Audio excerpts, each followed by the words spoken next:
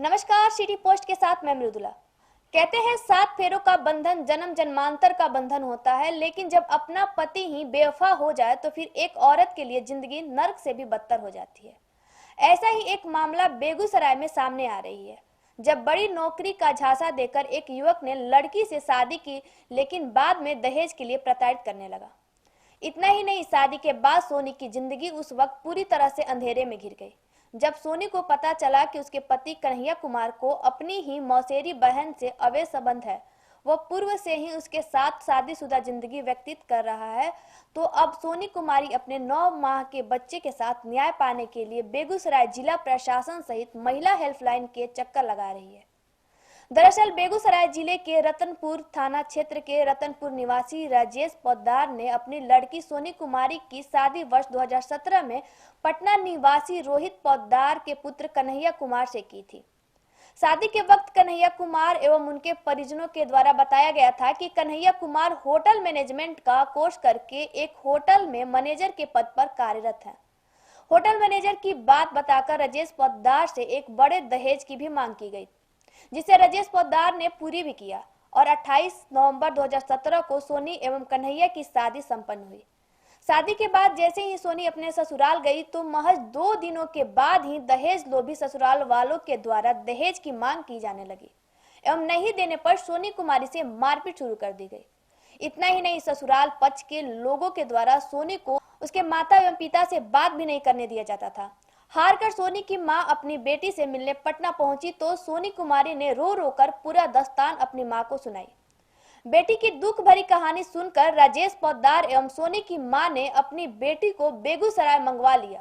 इस क्रम में सोनी कुमारी ने एक बच्ची को भी जन्म दिया। अब कन्हैया कुमार एवं उनके परिजनों के द्वारा सोनी को वापस ले जाने से भी इनकार किया जा रहा है और सोनी अपनी दूध मुही बच्ची के साथ पिता के घर पर ही रहने को विवश है। सोनी कुमारी के पिता राजेश पेश से मोटर मैकेनिक हैं, इस वजह से उनका आम लोगों से भी मिलना जुलना रहता है एवं अच्छा स्वभाव के होने की वजह से लोग उन्हें पसंद भी करते हैं। सोनी के साथ हुए अन्याय के बाद स्थानीय जनप्रतिनिधि एवं लोगों ने भी सोनी को न्याय दिलाने के लिए कमर कस ली है तथा बेगूसराय के जिला प्रशासन सहित महिला हेल्पलाइन से न्याय की गुहार लगाई गई है। अपनी बेटी सोनी कुमारी को कन्हैया कुमार पोद्दार के साथ पटना सिटी में शादी किए और शादी करने के आगे में देखा देखी में वो लोग बोले कि होटल मैनेजर है लड़का, और होटल मैनेजर करके और दान दहेज मांगे और शादी ब्याह हुआ तो दान दहेज भी हम लोग भी दिए दहेज, और दहेज देने के कारण शादी 28 नवंबर 2017 को किए और शादी के 2 दिन बाद से ही सर कन्हैया कुमार और उसके फैमिली पूरा लड़की को मार पछाड़ करने लगा, अस्थायी रूप से रखने नहीं लगा और बोला कि हम शादी अपने माँ बाप के लिए किए हैं, अपने लिए नहीं। और उसके साथ लड़की को ना मायके वाला को आने जाने देता है, न कोई रिश्तेदार संबंधी को आने जाने देता है, न मोबाइल देता है, न कुछ हाल समाचार पूछने देता है और उसके साथ लड़की को अत्याचार करता है, दान दहेज के मांग करता है और नहीं दान दहेज लाओगी तो तुमको हम साथ नहीं रखेंगे। कभी साथ नहीं रखा लड़की को, अपने कलकत्ता रहता है, लड़की को पटना में रखता है और इसके बाद ही लड़की एक जन्म ली और जन्म लेने के पश्चात लड़की को उस बाप अभी तक मुँह नहीं देखा है और 6 दिन के ही लड़की 7वें दिन में ही यहाँ बेगूसराय लाए हैं। बेगूसराय से 8-9 महीना होने जा रहा है, लेकिन वो लोग को कोई रिस्पांस नहीं है बच्ची के ऊपर और कोई न फोन करता है न कुछ करता है। जब लड़की फोन करती हो तो गाली गलौज से उसका परिवार और लड़के बात करता है कि लड़का इस लड़की पर ध्यान नहीं देती है और उसकी जो अपनी सगी मौसेरी बहन है उसी के साथ सर उसका अटैचमेंट है और वो लड़की भी अपने बोलती है कि हम शादी कर रखे हैं कन्हैया से, तुम क्या करोगी।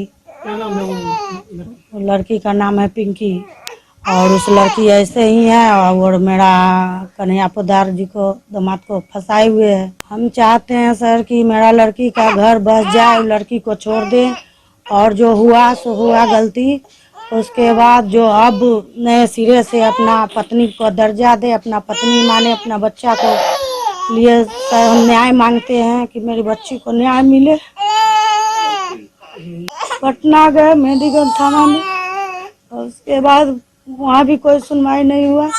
और वो लोग जो बोलते हैं कि आप जहाँ से केस कीजिए, हम समझने के लिए तैयार है। फिर यहाँ महिला हेल्पलाइन में गए, वहाँ से अब केस किए हैं। अब देखिए सर कि मेरी बच्ची और मेरी नतनी के लिए न्याय मांगते हैं। शादी के पूर्व लड़का जो है सो होटल का मैनेजर के रूप में अपने आप को प्रेजेंट किया था, और उस समय का तनख्वाह इन लोग बता रही है कि 25,000 रुपया महीना लड़का को इस समय मिल रहा है। इस पे हम लोग डे लेके बढ़िया से शादी संबंध करेंगे। लड़का का फोटो भी देखने से लगा कि लड़का रियल में कुछ स्टेटस वाला है, पर बाद में पता चला कि वो उस होटल का मैनेजर नहीं वेटर था, और दूसरे का घर दिखा के लड़का के माँ बाप किराए का मकान को अपना मकान बता के झांसा में लेके इन लोगों को शादी कर लिया गया। आज का भी इसके पिता हम लोगों से कुछ न कुछ आए दिन अपने कर्ज के बारे में बताते रहते हैं कि रवि जी थोड़ा सा मेरा मदद कीजिए, फलना हमको बहुत तबाह कर रहा है। हम शादी के समय उनसे कर्ज लिए थे, वो इलेक्ट्रिक मिस्त्री के। अभी लड़का इस समय वो कलकत्ता में है, और पता चला है कि अपनी मौसेरी बहन के साथ अवैध संबंध शादी से पूर्व थी, अब खुलेआम पति पत्नी की तरह रहना हो रहा है। शादी के बाद लोगों की दुनिया बदलती है। इसको न्याय दिलाने के लिए हमको जहां तक जाना पड़ सकता है मैं इसके लिए जाऊंगा, और जो भी काला चेहरा प्रशासन के रूप में बैठे हुए होंगे मैं उस सारे चेहरे को उजागर करूंगा, चाहे महिला हेल्पलाइन के लोग हों या जिला प्रशासन के लोग हों या महिला थाना के पदाधिकारीगण हो। मैं किन्हीं को छोड़ने वाला नहीं हूं। मैं चाहता हूं कि इसको न्याय मिले, इसके बच्चे का पालन पोषण के लिए सरकार इसको कुछ मुआवजा दे, और लड़के को कड़ी से कड़ी सजा दिलाने का काम करे। 2017 में मेरी शादी हुई। 2017 में 28 नवंबर में शादी हुई। उसके बाद हम अपना मायक ससुराल गए, तो 2 दिन ससुराल में ठीक से रहे। उसके बाद मेरे हस्बैंड कलकत्ता चले गए। कोलकाता जाने के बाद मारपीट, दहेज के लिए टॉर्चर करने लगी कि माँ बाप से इतना रुपया मांगो, तुम्हारी माँ बाप कुछ नहीं दिए, बहुत कम रुपया दिए, इसीलिए उनको अच्छा से नहीं रखेंगे।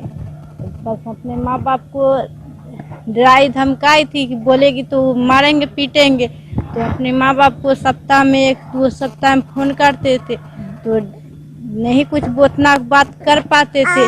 मोबाइल में भी रिकॉर्डिंग लगा के देता था बात करने के लिए। तो ऐसे ही चलते रहा।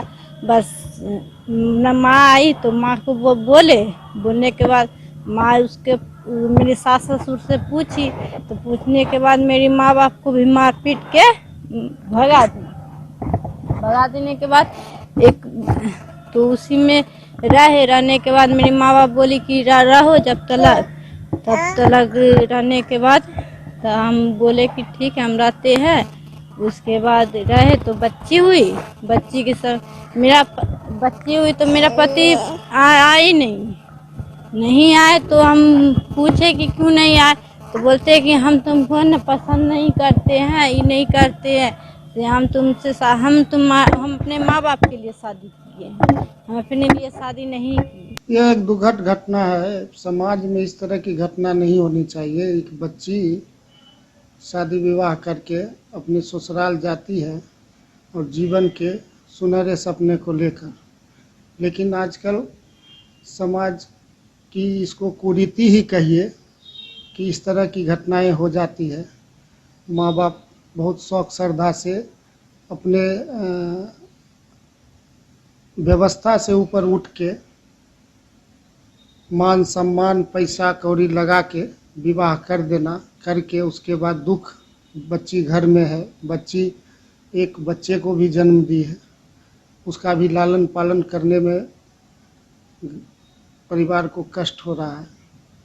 तो ये तो बहुत ही निंदनीय घटना है। बच्ची को इंसाफ मिले।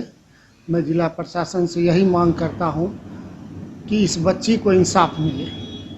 इनका पिताजी का जो है इलेक्ट्रिक का काम करते हैं और भाई भी इलेक्ट्रिक का ही काम करता है। दोनों लोग मिलके समाज में एक सभ्य जीवन जी रहे हैं और बहुत मेहनत से अपनी बच्ची का शादी किए। पूरा समाज जो है शादी देख के खुश था कि दिखने में लड़का बढ़िया था और होटल का क्या कारोबार था, क्या था नहीं था, इस टाइप के बोल के शादी हुआ। लेकिन उसके बाद सुनते हैं कि कहीं न कहीं फॉर्जरी है, जो कि बहुत न्याय संगत नहीं है समाज के लिए। अब देखने वाली बात होगी कि लोगों के प्रयास या प्रशासन से सोनी को मदद मिल पाती है या नहीं, सोनी की गृहस्थी बस पाती है या फिर अन्य मामलों की तरफ सोनी को भी घुट घुट कर जीने को विवश रहेगी। बेगूसराय से सुमित कुमार की रिपोर्ट। अगर आपको ये खबर पसंद आई तो लाइक करें, सब्सक्राइब करें और शेयर करना ना भूलें। धन्यवाद।